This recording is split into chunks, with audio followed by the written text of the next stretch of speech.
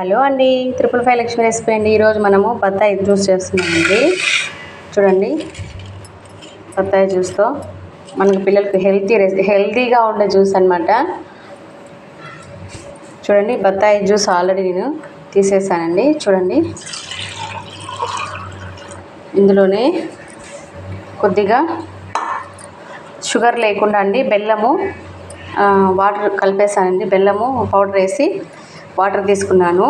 ఇది హెల్త్కి చాలా మంచిదండి. ట్రై చేయండి, పిల్లలకి ఇస్తే చాలా మంచిదండి.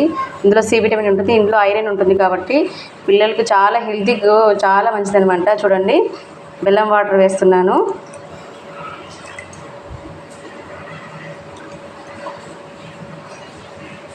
చూడండి,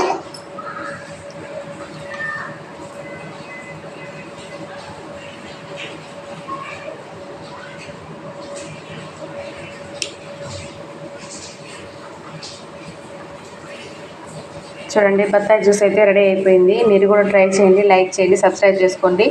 ఇది పిల్లలకు చాలా ఎండల కాలం చాలా మంచిదండి. హెల్త్కి చాలా మంచిది, నీరసం లేకుండా అట్లా బాగుంటుందండి. దీంట్లో ఎలాంటి సైడ్ ఎఫెక్ట్ ఏమి ఉండవు కదా, కాబట్టి మనకు బత్తాయితో బెల్లం వాటర్ వేసి జ్యూస్ చేసుకుంటే చాలా హెల్త్కి మంచిదండి. మేమైతే ట్రై చేస్తాం, మీరు కూడా ట్రై చేయండి, లైక్ చేయండి, సబ్స్క్రైబ్ చేసుకోండి.